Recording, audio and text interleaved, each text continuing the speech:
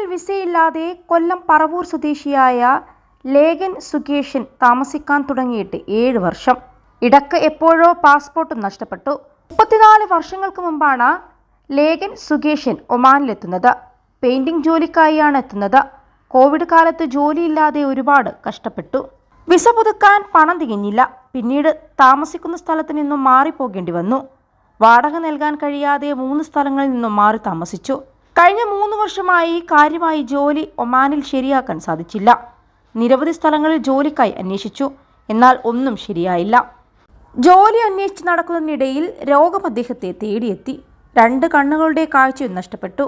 ഈയിടക്ക് ഓർമ്മക്കുറവും balance പ്രശ്നവും വന്നു. പരസഹായമില്ലാതെ നടക്കാൻ സാധിക്കാത്ത ഒരവസ്ഥയാണ് ഇപ്പോൾ ഉള്ളത്. താമസിക്കാൻ ഇടമില്ലാതെ അലഞ്ഞു നടക്കുമ്പോഴാണ് മലപ്പുറം ചെമ്മാട് കൊടിഞ്ഞി സ്വദേശി മുബഷിറിന്റെ അടുക്കൽ എത്തിപ്പെടുന്നത്. അദ്ദേഹമാണ് മുബഷിർ മദാരി വിവരമറിയിക്കുന്നതും റൂവി KMCCയുടെ ശ്രദ്ധയിൽ വിഷയമെത്തിക്കുന്നതും. മാതാപിതാക്കൾ നേരത്തെ മരണപ്പെട്ടു. അവിവാഹിതനാണ്. സഹോദരങ്ങൾ മാത്രമാണ് ഇപ്പോൾ നാട്ടിലുള്ളത്.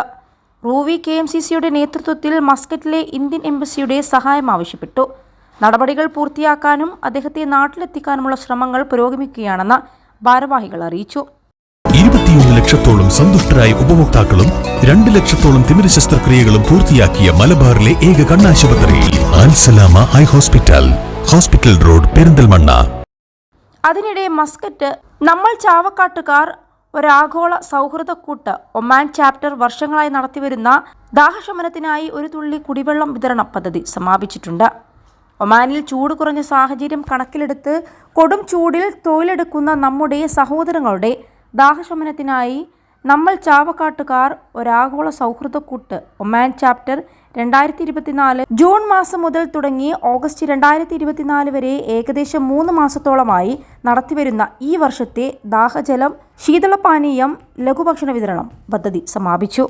സമാനമായി കഴിഞ്ഞ ഒരാഴ്ച മുൻപ് റിയാദ് എയർപോർട്ടിൽ വിമാനത്തിലേക്കുള്ള വഴി കാണാതെ UP മഹാരാജ്ഗഞ്ച് സ്വദേശി കുടുങ്ങിയതിന് പിന്നാലെ റിയാദ് എയർപോർട്ടിലെ ഡ്യൂട്ടി മാനേജർ മലയാളി സാമൂഹിക പ്രവർത്തകൻ ഷിഹാബ് കോട്ടുകാടിനെ വിളിച്ചു പറയുകയും ഇന്ത്യക്കാരനായ ഒരാൾ കുറച്ചു ദിവസമായി 3-ാം നമ്പർ ടെർമിനലിലുണ്ടെന്നും മൗനിയാണെന്നും ആഹാരം കഴിക്കുന്നില്ല എന്നും കുളിക്കുന്നില്ല, വസ്ത്രം മാറുന്നില്ല എന്നും ഒരേ ഇരിപ്പാണ് എന്നെല്ലാം മാനേജർ വിശദീകരിക്കുകയും ഷിഹാബ് ഉടൻ തന്നെ Indian embassy community welfare secretary Moin അക്തറിനെ വിവരമറിയിച്ചു.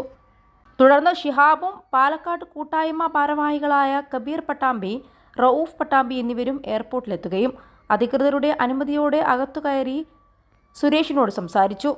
എന്നാൽ മാനസികമായി തകർന്ന അവസ്ഥയിലായിരുന്ന അയാൾക്ക് കാര്യമായിട്ടൊന്നും സംസാരിക്കാനായില്ല. പിന്നീട് സുരേഷിൻ്റെ ഭാര്യയെ നമ്പറിലേക്ക് വിളിച്ച് ഷിഹാബ് വിവരമറിയിക്കുകയും ടിക്കറ്റ് എടുത്ത് എത്രയും പെട്ടെന്ന് നാട്ടിലെത്തിക്കാനുള്ള എല്ലാ സഹായവും എംബസി നൽകുകയും ചെയ്തു.